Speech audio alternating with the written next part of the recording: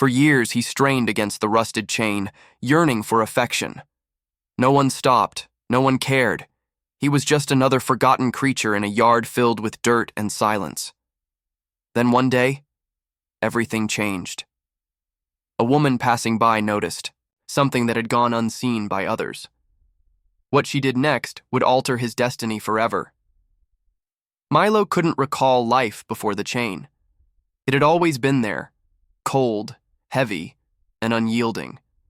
It wrapped around his neck like a cruel collar, digging into his skin whenever he moved too far. Initially, he had fought against it, scratching, twisting, and chewing, desperate to break free. But the chain was stronger than he was, and over time, he learned there was no escape. The yard was small and lifeless, the dirt hard-packed beneath. His paws. The grass had long since turned to dust, trampled into nothingness. A broken wooden fence surrounded him, isolating him from the world beyond. Occasionally, he would catch glimpses of life through the cracks, flashes of color, moving shapes, shadows of a life he would never know. His food bowl often sat empty, rusting under the sun, while his water dish, if filled at all, dried up, too quickly in the summer heat. The scorching ground burned his paws, and in winter the cold cut through him like a knife, leaving him shivering against the biting wind. There was no shelter, no warmth, no comfort, only time, endless and agonizing. Once, he had been strong and proud, his body muscular and his coat thick and full. Now his ribs pressed against his skin, his legs weak from disuse, and his fur was dull and matted, with patches missing from where he had scratched too hard. But worse than the hunger and thirst was the loneliness. The world beyond the fence was alive. He could hear it every day, children laughing, cars passing, voices rising and falling in conversation. He had once known voices like that, voices that meant love and safety, but those voices never spoke to him. Sometimes, when the silence became unbearable, he would lift his head and howl, not out of anger or as a warning, but as a plea, a cry, for someone to notice him, to remember that he existed. But no one ever answered. His owner, if he could even be called that, rarely came outside.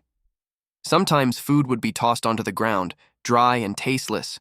Other times, days would pass without anything at all. His stomach twisted in pain, and his throat burned with thirst. Yet, even after everything, even after all the suffering, something inside him refused to die. He didn't know why. He only knew that every day he still crawled toward the fence, still hoped, still waited. Then one afternoon he heard footsteps, different, softer, slower. He had learned not to care when people walked by. He had learned that no one ever stopped. But this time the footsteps paused, and then a voice broke through the silence. Oh my God! It was a woman. His ears perked up, and though he barely had the strength to lift his head, he did. The shoes didn't move. She was still there. For the first time in years, someone saw him. Claire stood frozen, staring through the gap in the fence. She hadn't expected to find this. Lost in her thoughts while walking down the street, something had caught her eye. A shadow, a movement, a glimpse of something reaching out from beneath the fence. Then she saw him, large, bony paws covered in dirt, with patches of fur missing, pressing against the ground as if reaching for something, for someone. She crouched down, and that was when she saw his face. Milo lifted his head slowly, almost as if he wasn't sure she was real. His dark eyes, sunken from hunger, locked onto hers. His ears twitched slightly, but he didn't move. He was waiting. Claire's heart clenched. How long had he been like this? How many people had walked past this fence without ever noticing him? She swallowed hard, scanning his body, thin, too thin. His ribs pressed against his skin, his legs trembling even though he was barely holding himself up. His fur was patchy and dull, covered in dirt and old wounds. A thick, rusted chain kept him in place, digging into his skin. A lump formed in her throat. He had been here for a long time, alone. She reached a hand toward him, slow and careful. His ears flicked again, but he didn't pull away. Instead, he stretched his nose forward, sniffing gently. His movements were hesitant, cautious, as if he was still trying to decide if she was a dream. Then, after a long pause, he licked her fingertips. It was barely a touch, soft and weak, but it was enough to break her heart. A dog like this, clearly ignored and neglected, should have been afraid of humans. He should have flinched away, but he didn't. Even after everything, he still wanted love. Tears burned at the corners of her eyes as she swallowed hard, standing up quickly. She needed to do something. Her hands clenched into fists as she scanned the yard, looking for any sign of life. A house sat just a few steps away, old and run down, its windows covered with dust and grime. The fence was broken in places, the yard littered with rusted tools and trash, and Milo, forgotten, left outside like nothing more than an afterthought. Her jaw tightened. No, she wouldn't ignore him like everyone else had. She pulled out her IT phone, her fingers shaking as she scrolled through her contacts. There had to be someone, an animal shelter, a rescue group, anyone who could help. Her heart pounded in her chest. She knew that if she walked away now, he might not make it. She had to act fast. Claire's fingers trembled as she held her phone, scrolling through her contacts again. There had to be someone, but with every second that passed, her stomach tightened. What if they didn't answer? What if no one came? She looked back at Milo. He was still watching her, his ears twitching at the faint sound of her voice, but his body remained still, as if he had learned long ago that hoping was useless. A lump formed in her throat. She tried calling the nearest animal shelter first. No answer. She tried again. Nothing. Her heart raced as she tried another number and another. No one was picking up. Her fingers clenched around the phone. She had two choices: walk away and hope someone else helped, or step in herself. She glanced at Milo again. He was still watching, still waiting. She couldn't leave without trying. Thinking quickly, she slipped her phone back into her pocket and reached for the latch on the gate. It was locked, of course. Her eyes scanned the fence, searching for another way in. It wasn't tall, but it was sturdy enough that climbing over wasn't an option. She walked along the edge of the property, looking for a weak spot, an opening, anything. Then she saw it. Near the back of the fence, a few old wooden boards had rotted away, leaving a gap just big enough for her to squeeze through.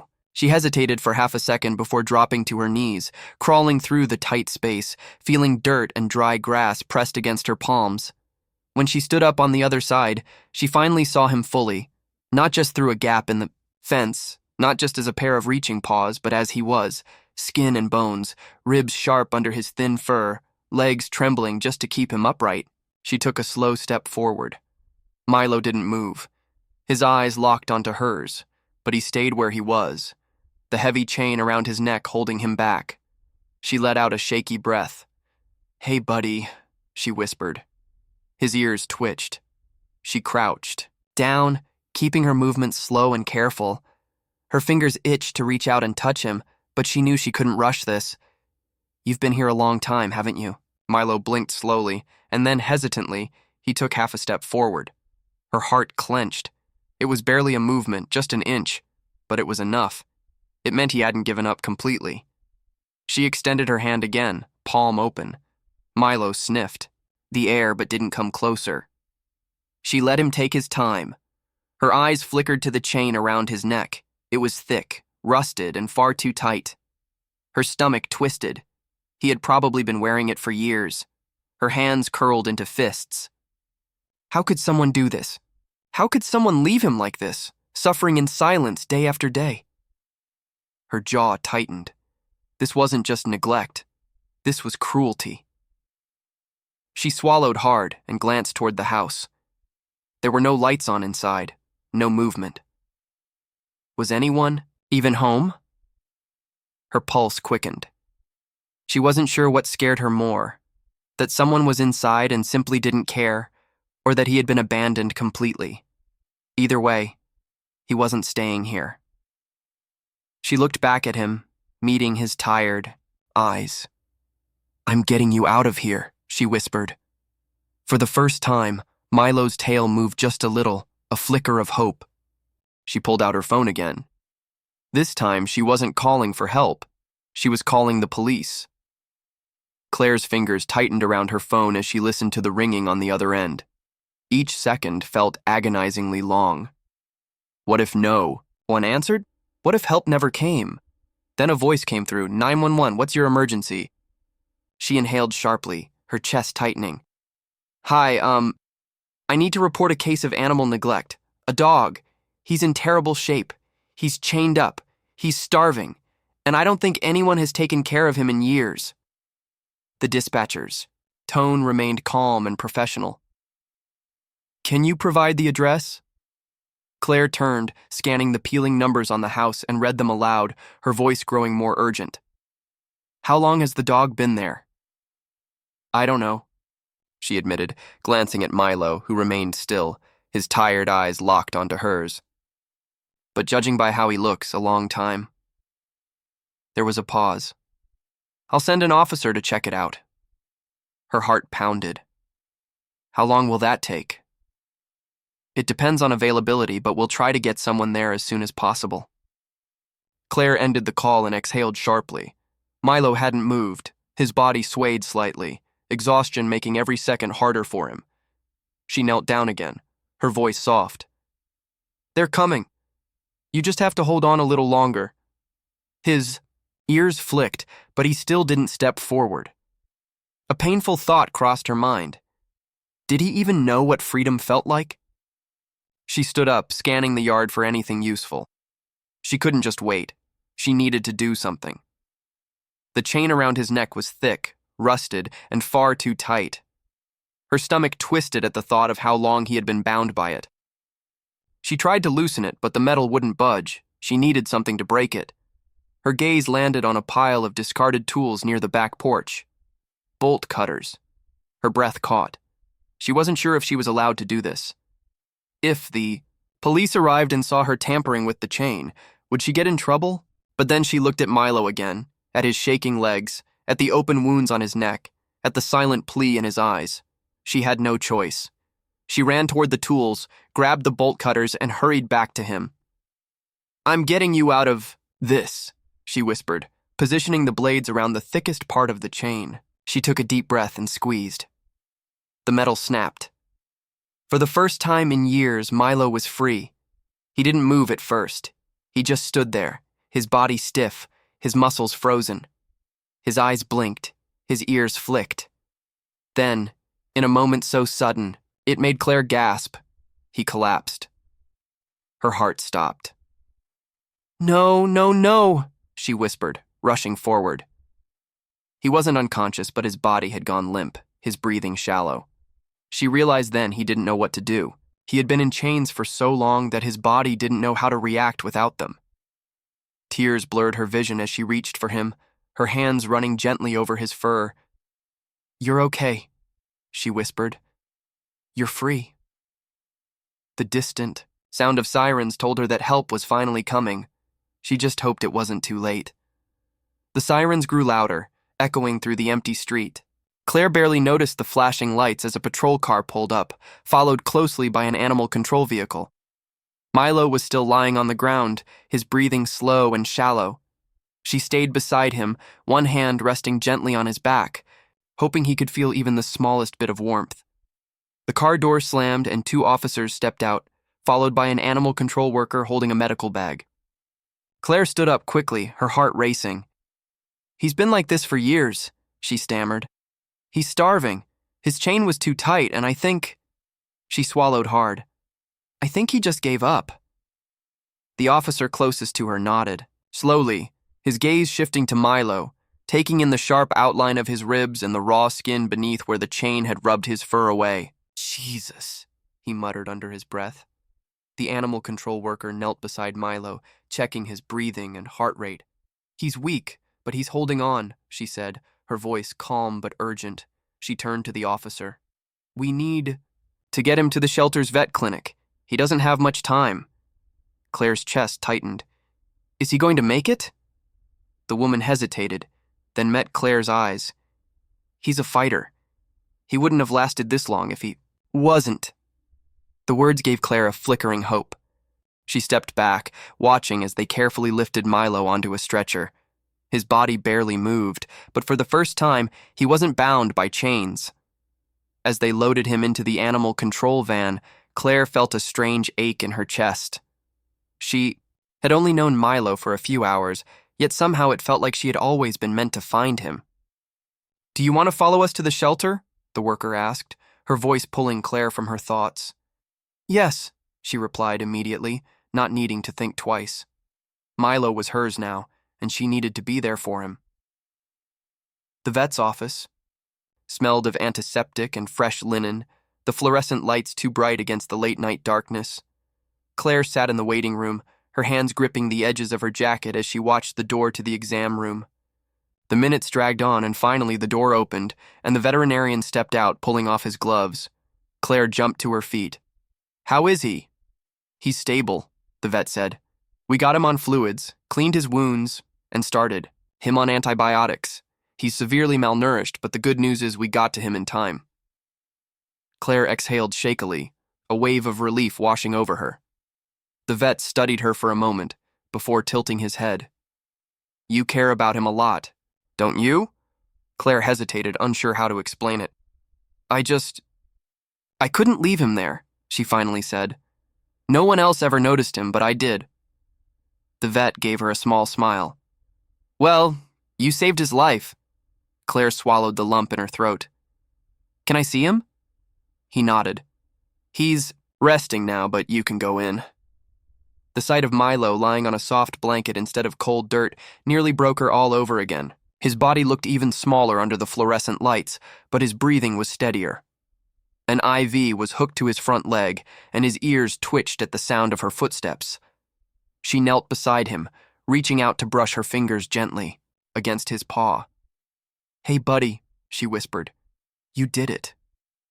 His eyes opened just a little, and then his tail moved, a tiny flick, barely anything, but enough to tell her that for the first time in a long time, he believed he was safe. Claire smiled through the tears stinging her eyes. For the first time, Milo was finally free. Milo's recovery was slow, but every day brought small signs of progress. For the first few days, he barely moved, spending most of his time curled up, in his blanket at the shelter. The veterinarians monitored his health closely, ensuring he was eating, staying hydrated, and regaining his strength. Claire visited him every day. At first, he barely reacted. He would lift his head slightly when she spoke, his ears twitching at the sound of her voice, but he never tried to stand, never showed much energy. Still, she never stopped coming.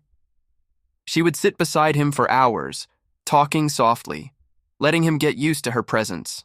She told him about her day, how much she wished she could take him outside, and how the world wasn't as cruel as the one he had known. Then one afternoon, everything changed. Claire had just walked into his room when she saw something different. Milo was standing. His legs were shaky, his movements slow, but he was on his feet. Her heart swelled. "Look at you," she whispered, stepping closer. Milo took one small step forward, then another. His eyes met hers, and for the first time, there was something in them that hadn't been there before. Trust. Claire swallowed back the lump in her throat. "You're doing so good, buddy." Milo wagged his tail. It was weak, barely more than a twitch, but it was the first true sign that he was healing, not just physically, but emotionally. Claire sank to her knees, reaching out carefully. This time Milo moved toward her, pressing his head against her palm. His body was warm beneath her touch. Tears burned behind her eyes as she stroked his fur, feeling the slow rise and fall of his breath. For so long, Milo had been nothing more than a shadow in someone's backyard, a forgotten soul. But now he was alive. The shelter workers began discussing Milo's future. He was improving, but he still needed a home, someone patient, someone willing to help him adjust after everything he had been through. Claire knew what they were hinting at. They were asking if she would take him. She had spent every moment with him since his rescue. She had been the first person to see him, the first person to show him kindness. Now she had a choice to make. Was she ready? Could she give him the life he deserved? Claire sat in the shelter office, her mind racing as she filled out the adoption paperwork. She already knew the answer. Milo belonged with her, and soon he would finally be home. The day had finally arrived. Claire stood in the shelter lobby, her heart pounding as she gripped the leash in her hands. She had signed the adoption papers that morning. There was no turning back now, not that she ever would. Milo was hers. A worker led him out of the back room, and Claire felt a lump form in her throat as she saw him. He looked so different from the dog she had found that day behind the fence. He was still thin, his ribs still faintly visible beneath his fur, but he was stronger now. His legs no longer shook with every step, and his coat had started to regain its shine. But the biggest change wasn't physical, it was in his eyes. The haunting emptiness, the deep sadness that had once consumed him, was fading. In its place was something new. Hope. Claire crouched down as Milo walked toward her, his tail wagging, not just a small flick like before, but a real, full wag. She let out a shaky laugh, blinking back tears. "Hey, buddy, you ready?" Milo pressed his nose into her shoulder. Claire's chest tightened. He wasn't just ready, he was home. She opened the car door, watching as Milo hesitated. He had never known what it was like to ride in a car. He had never experienced the excitement that most dogs had, sticking their heads out the window, feeling the wind in their fur. She knelt beside him, speaking softly. "It's okay. I'll be right here." Milo looked at her, then at the open door, and then he stepped inside. Claire smiled, moving to the driver's seat. She started the engine and glanced at him through the rearview mirror. He was sitting still, unsure, but his eyes remained calm. "You're doing great," she murmured as she pulled onto the road. Something incredible happened. Milo turned his head toward the window, and for the first time in his life, he watched the world move. The trees, the houses, the people walking. Down the street. It was all new to him. He had spent so many years staring at the same backyard, the same fence, the same patch of dirt. But now the world was his. Claire led Milo inside, watching as he sniffed the air. Her apartment was small but cozy. A soft dog bed sat by the couch, and a bowl of fresh water was waiting for him in the kitchen. She had bought him toys, but she wasn't sure if he even knew how to play. Milo took slow steps across the floor, his paws clicking softly against the hardwood. Claire sat down, giving him space to explore. He sniffed the couch, the rug, the walls, then turned and walked, straight to her without hesitation. He curled up at her feet. Claire's throat tightened. "You really trust me, huh?" she whispered. Milo lifted his head and pressed his nose into her palm. "You're home, Milo," she murmured. "Forever." He let out a deep, contented sigh. For the first time in his life, he belonged. And for the first time, he fell asleep feeling safe. Milo was unrecognizable. His ribs were no longer visible. His fur had grown back thick and soft, and his eyes were full of life. Every morning he waited by the door, his tail wagging excitedly for his walk. Every night he curled up beside Claire on the couch, pressing his head against her lap as she stroked his fur. He had gone from being a forgotten, broken soul in a backyard to a loved and cherished part of a family. Claire often thought about the day she had found him, how many people had walked past that fence, never stopping. She was grateful she had. Milo had saved her as much as she had saved him because love, real, unconditional love, had healed them both. Milo's journey from neglect to love is proof that second chances change lives, not just for dogs, but for the people who save them. If this story touched your heart, subscribe to the channel, like this video, and share it with someone who believes in rescue and redemption. Every animal deserves a home. Be the reason a life changes today.